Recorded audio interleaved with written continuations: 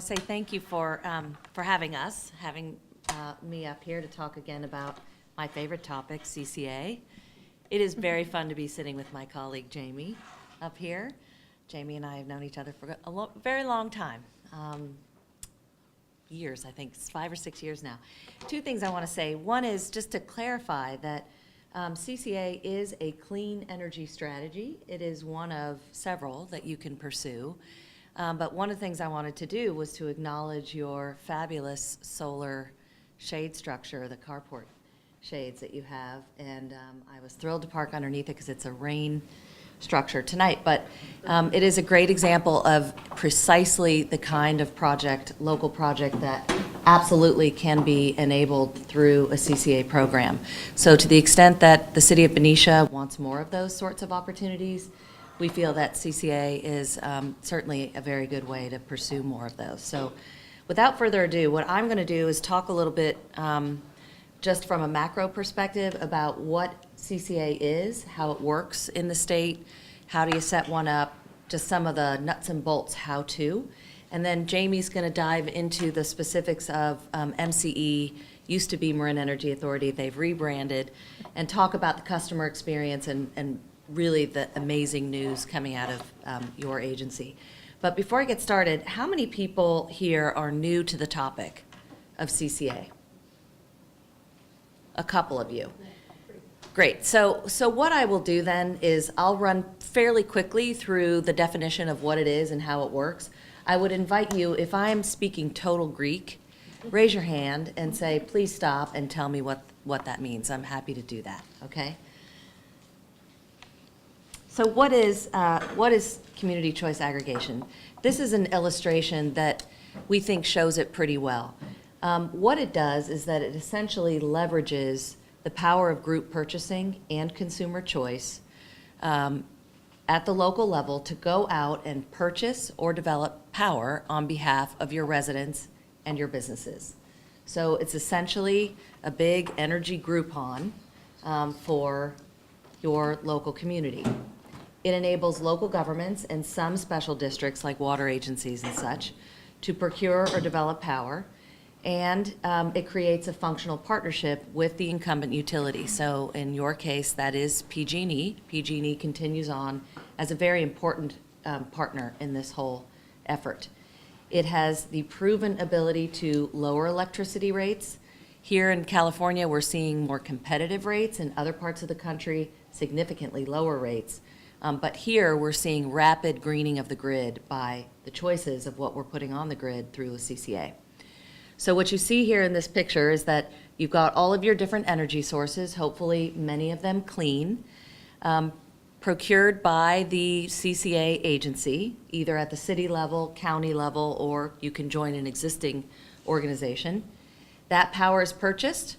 It runs through the pole and wire infrastructure that is owned by the utility, and then it is delivered as it already is through PG&E to you as the customer.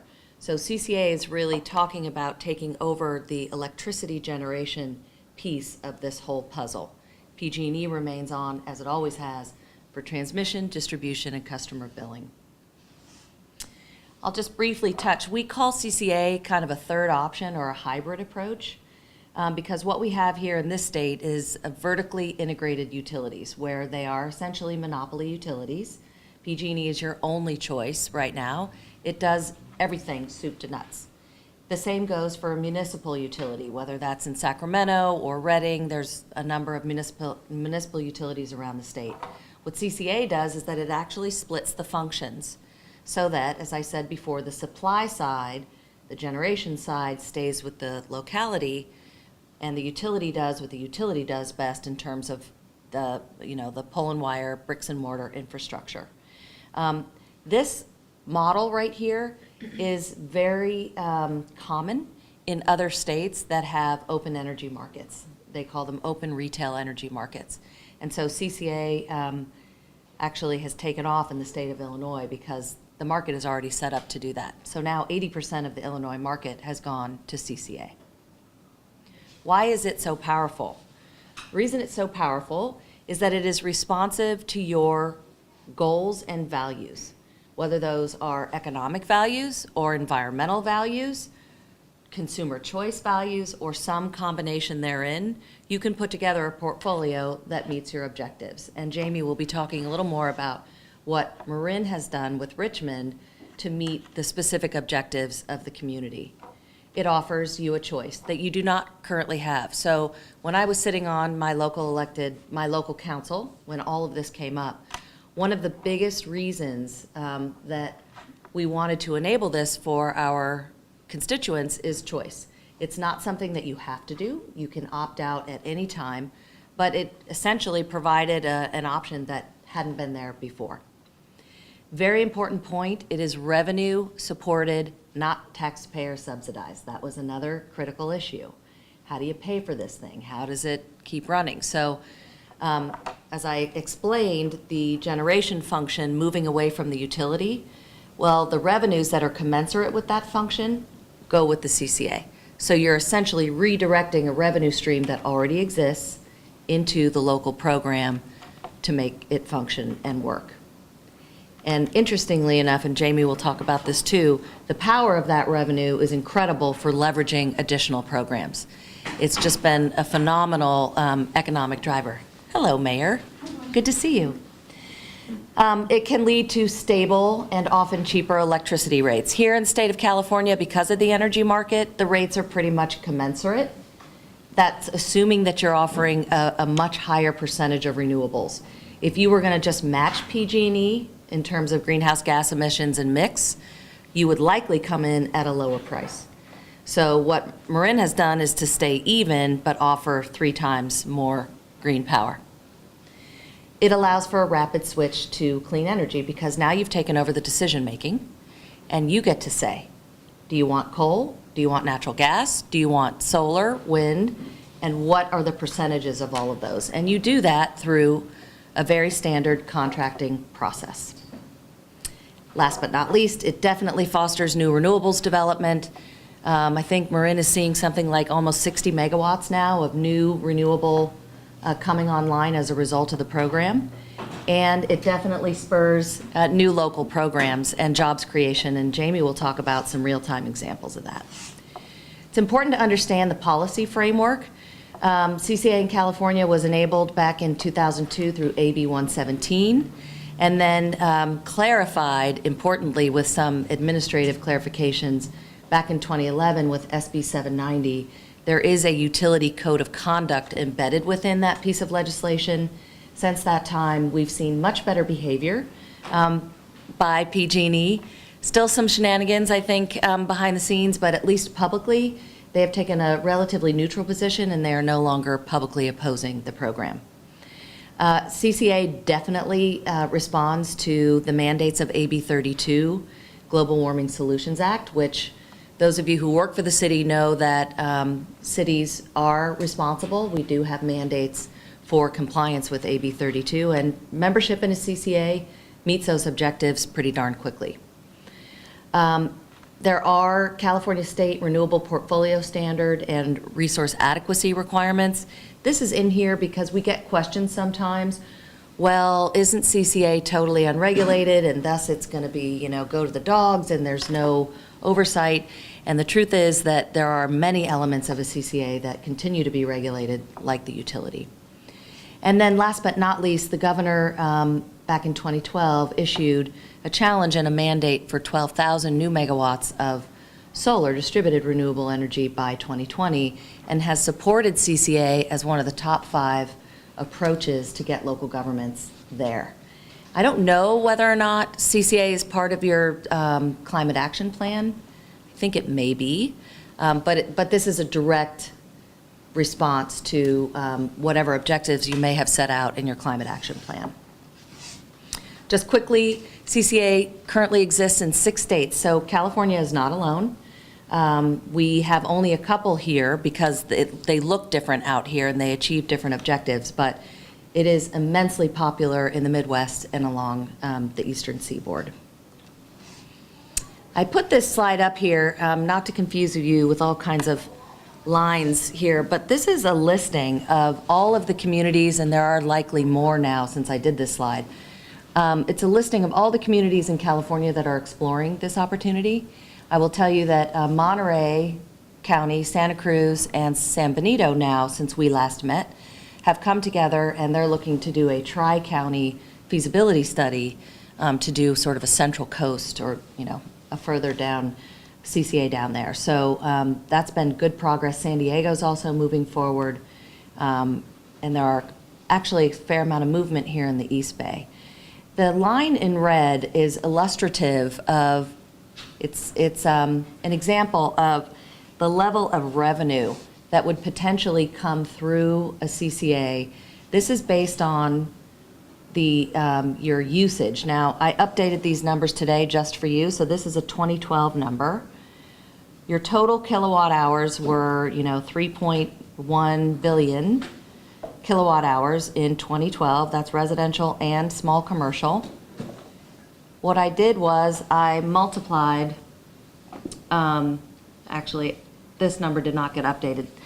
MEA's current rates, I believe, are 7.4 cents for the E1. And so what you do is you multiply your kilowatts by that rate, because that's the current competitor, and you're bringing in 216 million a year annually. This is a Solano County number because these numbers are county only. And then here's the number of megawatts that you could generate at 33% renewable portfolio standard. So that 216 million is what Solano County as a whole would bring in, so you would have to extrapolate what Benicia could do. But I think it's illustrative of the amount of money that we're talking about here for the county. Keep in mind, 80 to 85% of that goes back out the door to pay for the cost of energy. You have to go out and procure or build, right? But the delta, what's left, is what you can use at the local level to leverage new projects, new programs, hook up with the state for your energy efficiency, upgrade California. There's been all kinds of inventive things, innovative things done by MCE that we'll hear about. So I put that up there just to give you a sense of the kind of dollars that we're talking about that are not taxpayer funded. These are revenues that exist. Key program features. In California, the only way to do a JPA, to do CCA, is to either form your own joint powers agency, join an existing program, and the JPA, if you do it, it can either be an existing JPA or special district. You could do it just for the city of Benicia, probably not. I'm not sure that would really pencil out for you to be an island, but you could hook up with the county, do a county-wide. There are many different ways that you could approach this. The utility, as I said before, continues to provide the billing, the customer service, the line maintenance, so you as a customer do not experience anything different other than a line item on your bill. You still get your bill from PG&E, lights still go on, the power comes out of your the heating on the floor. You don't really experience any different at all. Electricity typically is running about 20 to 25% of your total bill. At my house, it's running about $25 a month. And I'm a 100% deep green customer, and so I'm paying maybe $4.50 more to be 100% renewable. Customers receive 4 opt-out notifications. That can either be by mail, can be website, you can do call-in numbers. By law, there have to be 4 notices over a 4 to 5 month period, can be longer than that, and you can opt out at any time. So you're under no obligation to do this. Can it be cost competitive?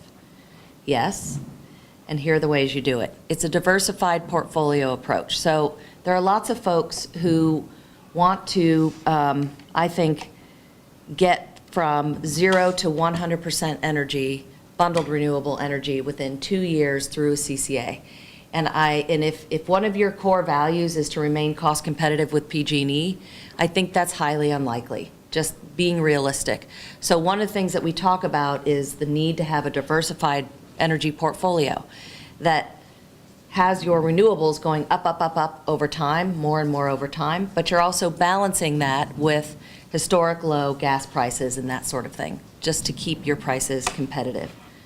Low overhead and nonprofit status means that the agency itself is not spending a lot of money. I think Total for Marin, it's maybe 5% or 3% of your total budget is spent on operations. Low borrowing costs. If you all represent the city, so you understand the value of the city's capability to borrow at lesser rates and issue bonds. No shareholder profit margins. There is nobody making millions of dollars working for a CCA. I don't need to say any more about that. Self-generation of power through local facilities and distributed generation. What's interesting about this, and Jamie can say more about it too, but as you have additional solar installations on residential rooftops and industrial rooftops, the CCA, through feed-in tariff and other programs, can set the price for that. So you're now able to, sometimes the price is a little higher, sometimes a little lower, but you're able to control some of that local market and balance out your energy portfolio in order to be competitive. There are risks. The risks are as follows. Rate competition. People do not want to pay a lot more for energy, and it doesn't matter how fabulously green we are. If you have a huge price delta, people are going to opt out. I just think that we have to also be real about that. You can run polls, community-wide polls, to find out what is their appetite. How much higher would they go? They did a lot of that in Sonoma. Market expertise is essential. So you've got to hire the right people to model this out for you, to do your load forecasting, to do all the things that are necessary to have a viable program. Customer opt-out is a risk. It's going down. But I believe it's somewhere between 15 and 20% still in Marin, and it will be interesting to see what happens with Sonoma. They're just rolling out their program now. Political risk. So the bottom line is this thing cannot drag on for too long because elected officials change over time. And it is the elected body that makes the decision to pass a JPA ordinance to get this thing underway. So if you have champions here that are running this, it's great to try and put this together within a couple of years while Elizabeth Patterson is still here. And hopefully she will be for a long time.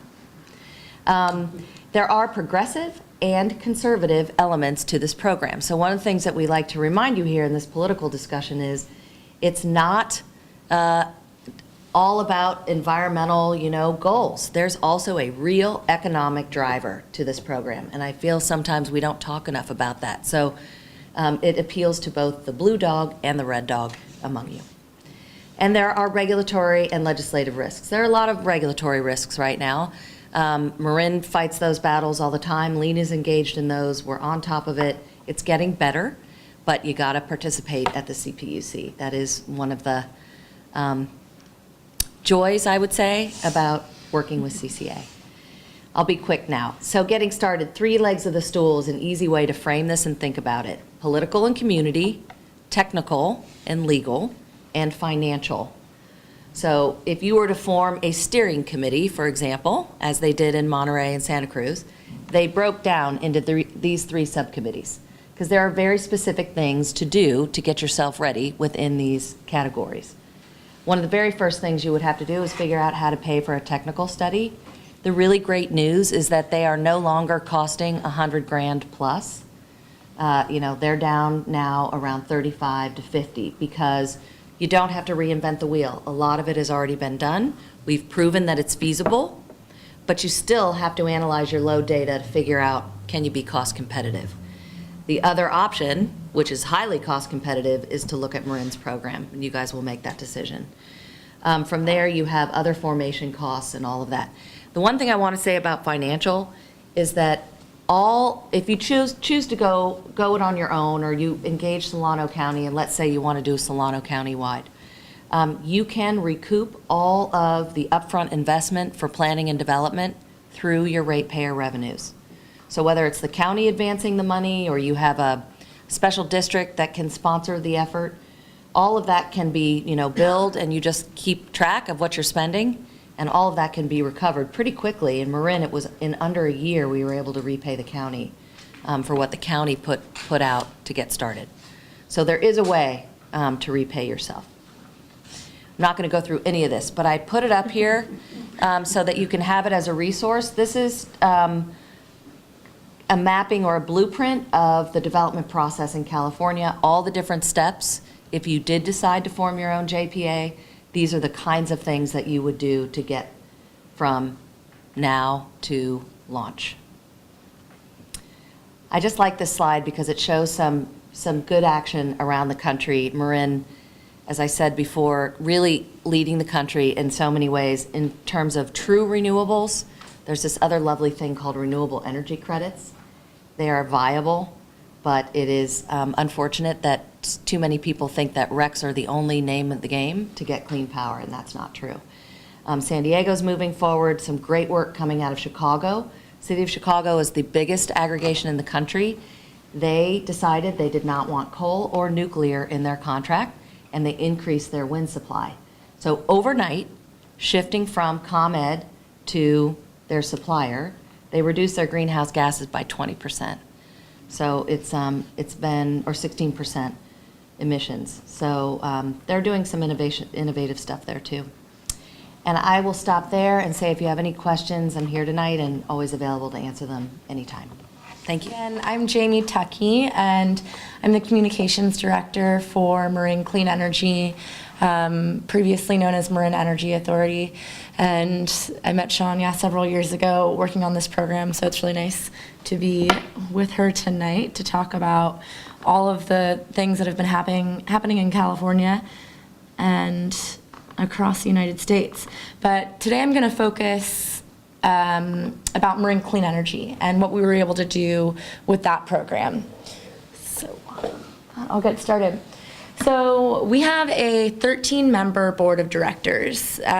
Each of those directors is a local elected official from one of the member cities, towns, or the county that's within our organization. So our organization includes all of the cities and towns in Marin County, the County of Marin, and also the City of Richmond. Our board has monthly public meetings. They have one meeting of the entire board, and then they have several subcommittee meetings that are open to the public, and all of them are video recorded and available online. We really encourage public participation. It's a community program, and we want to develop things that are desired by our customers. We started offering service in May of 2010, so we're almost at our 4-year anniversary, which is really exciting. And today we have 125,000 customers. That's about 77% of all of the customers in Marin County and the City of Richmond. So the other 23% have chosen to opt out of the program and stay with PG&E only. Since we started service in 2010, we've been able to reduce more than 67,000 tons of greenhouse gas emissions. And that's really, why we formed. The mission of our agency is to reduce energy-related greenhouse gas emissions and to improve local economic development, all through increased renewable energy and energy efficiency programs. It's worth clarifying that we only provide electricity services. So when you think of PG&E, it's gas and electric, but this is just for a new electricity choice. This is actually a very similar slide to what Shawn just showed, but again, it's showing that Sonoma gave it to me. Yes, Sonoma. We worked with Sonoma. So it's showing that MCE, the local community agency, is procuring the electricity. We're choosing renewable sources. It's being delivered over the lines and wires that are owned by PG&E and maintained by PG&E, and our customers have the same services always. So anyone in our service area, Marin or Richmond, now has 3 choices for their electricity supply. So the first is PG&E. It's the choice we've always had. They're at about 19% renewable right now. The second is our light green product, and that's 50% renewable. And the third is deep green, and that's 100% renewable. So people in Marin and Richmond have a lot of control over what types of electricity they're buying and what that means for their environment. Customers who want PG&E can have PG&E by opting out. So CCAs by law in California are opt-out program, and that means that we take the status as the default electricity provider. So if someone moves into the city of Richmond and they start a new electric account, they're automatically going to start with our light green 50% renewable energy. So for the light green, no action is needed, and for deep green, it's an opt-up program where people can voluntarily sign up. Again, all of our customers, before they are enrolled, receive actually 5 notices. The law requires that we send 4, but we made it a policy to send 5, and we do extensive outreach campaigns to make sure that everyone in the community knows about the new choices they have, where the power is coming from, what the cost is, and where their money is going to be going. And I'll be telling you more about that. So this is a slide that shows where our power sources have come from between 2010 and 2013. So this is a map. This is California, and you can see that we've had a mix of power from California, but also from Oregon and Washington State. We currently have contracts with 13 different power suppliers, and all of those suppliers are listed there. They're listed in alphabetical order, but if you go down towards the bottom, you'll see Shell Energy North America. And when we started service in 2010, we did a request for proposals to find a power supplier who could provide us the highest amount of renewable energy at the best cost. We made it a policy that we wouldn't launch service unless we could meet or beat PG&E's rates. And what we found was that Shell Energy was able to do that for us. We signed a short-term contract with them. It's set to expire in 2017, but we got off the ground with their help.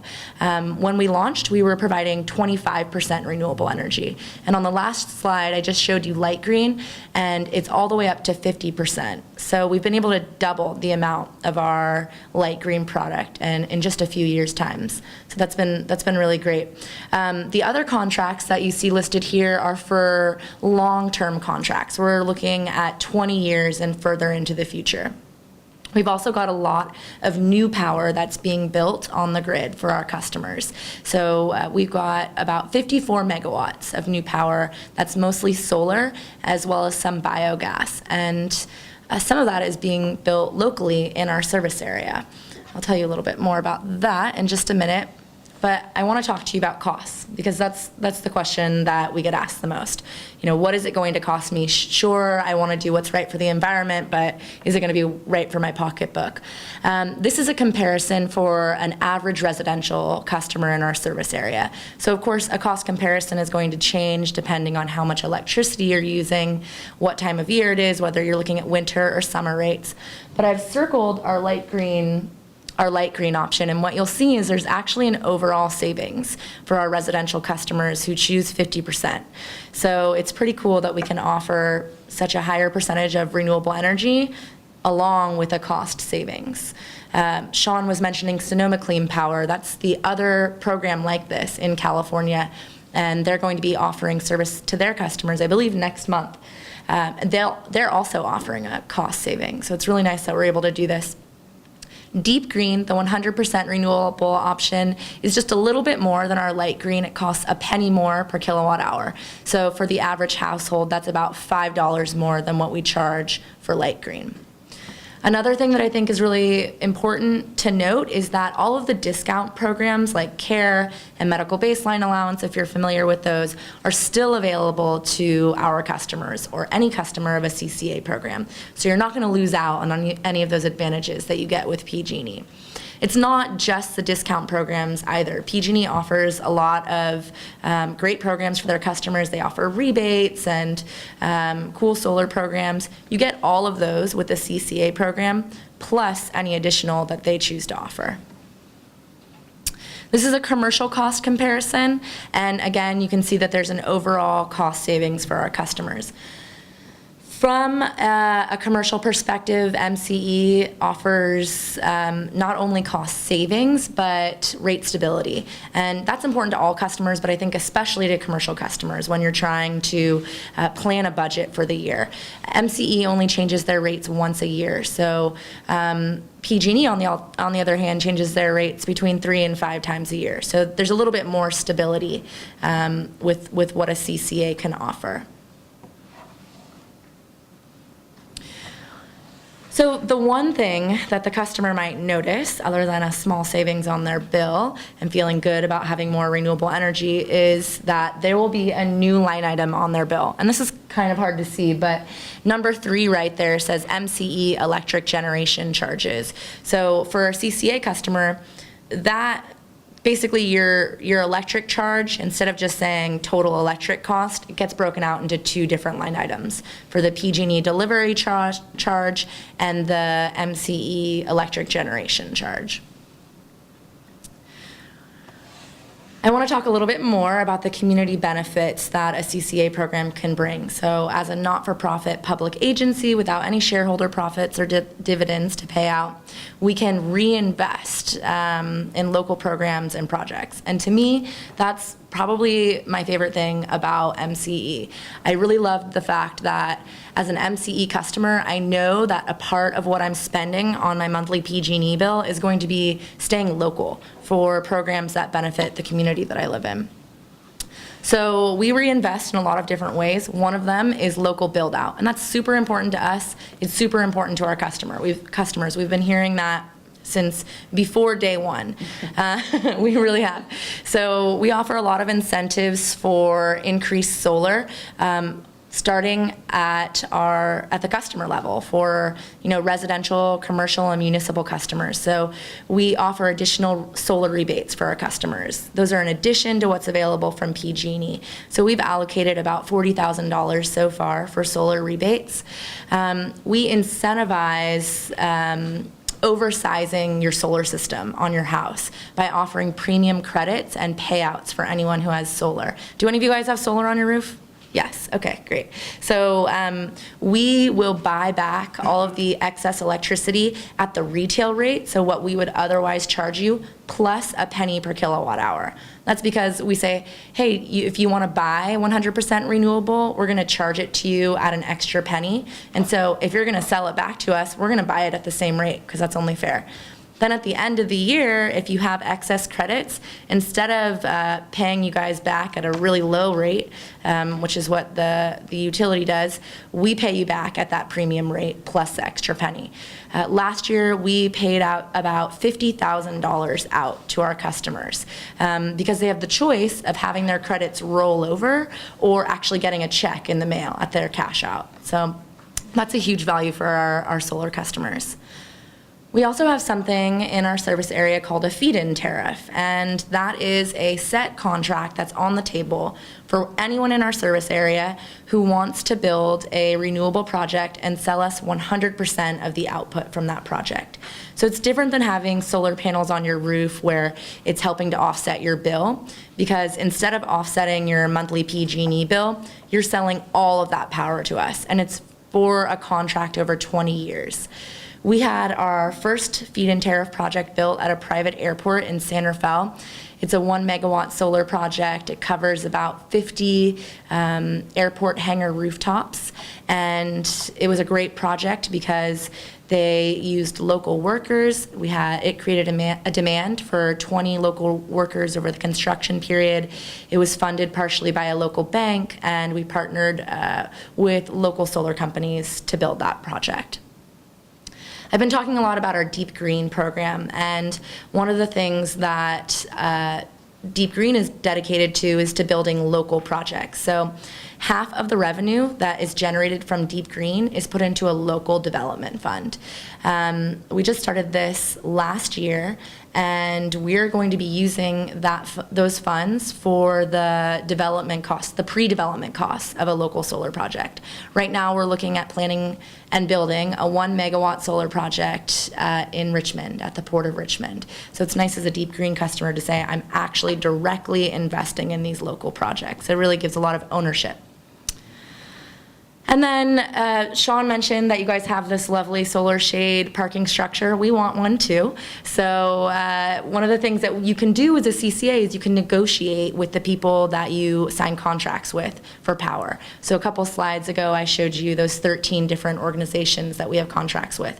Well, one of them, we said, yes, we want to sign a contract with you. We'd love to buy some new solar that you're going to build in the Central Valley, but we'll only sign it if you promise to build a 1 megawatt solar solar project at home for us too, which is exactly what we're doing with this solar shade parking structure.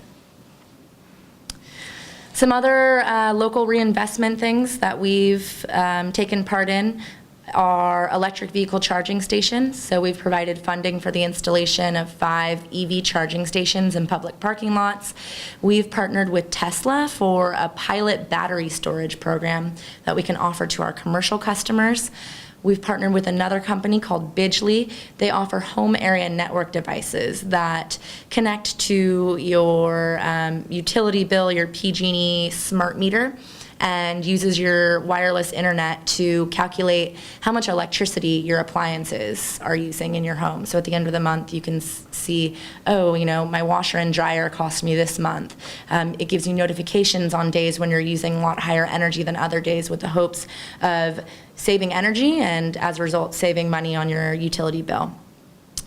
Another thing that CCA programs can do is invest in some of their municipal programs. So there's the Bay Area Green Business Program that is hosted at the County of Marin, and last year MCE started providing the funding to support that program in Marin.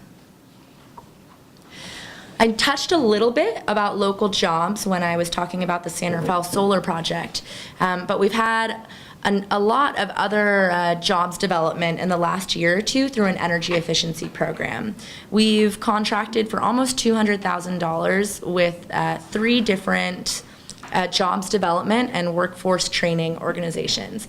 We partnered with them so that they would train people to be able to implement our energy efficiency program, so that they could go in and offer whole home assessments to see, what the opportunities were for energy savings in their home, or so that they could go in there and replace windows, add insulation, and do the work that we projected coming through this energy efficiency program that we're offering. We're offering rebates for our customers and other financial incentives, free technical assistance to help them get off the ground and upgrade their homes and their businesses. This is a picture of someone from a graduating class that we sponsored from Richmond Build. So I noted earlier that we're serving Marin County and the city of Richmond, and you might know that we didn't start with the city of Richmond. When we started in 2010, it was just with Marin, and it actually wasn't even with all of the cities and towns. There were a few who waited a year or so before they joined our organization. Last year, the city of Richmond joined our program, and we started serving their customers in July. So it actually hasn't even been a year yet that we've been serving Richmond customers, but it was a really great experience. We're seeing a really low opt-out rate in Richmond, and what's interesting is that in less than a year in Richmond, we have more deep green customers than in any of the other cities or towns that we serve. That's pathetic.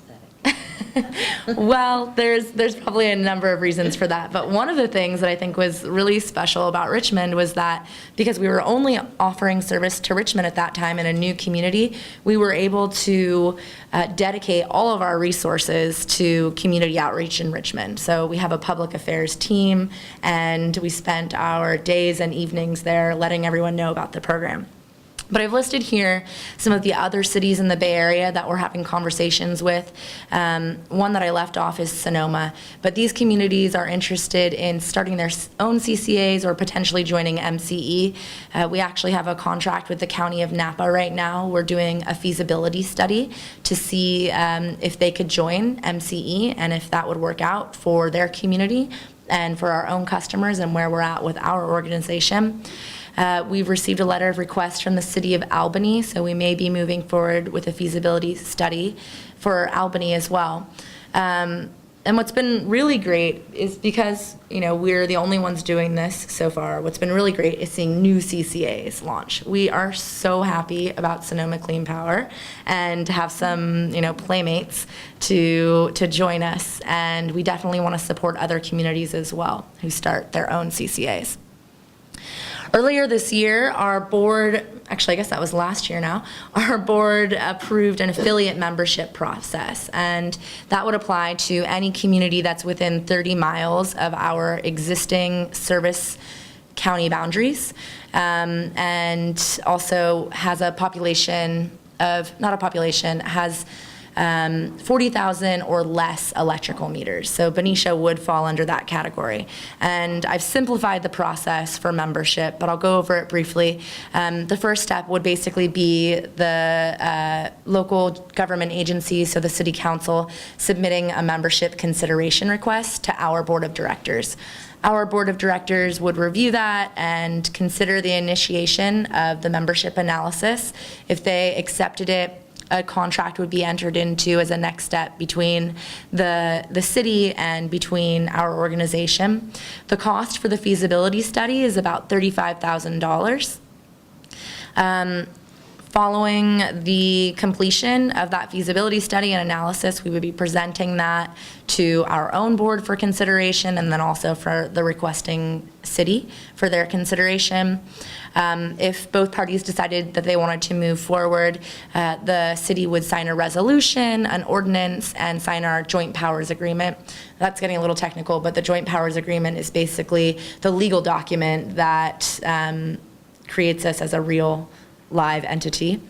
And our board, in turn, would authorize a resolution to allow that community to join. And from there, we would create a community outreach plan. We would go out to procure new power, and we'd come up with a timeline for offering service to a new community. So that's where we're at, actually, with the County of Napa right now. We're in the midst of completing their feasibility study. So I'm done talking about MCE, but I'd love it if you had questions for Shawn and I.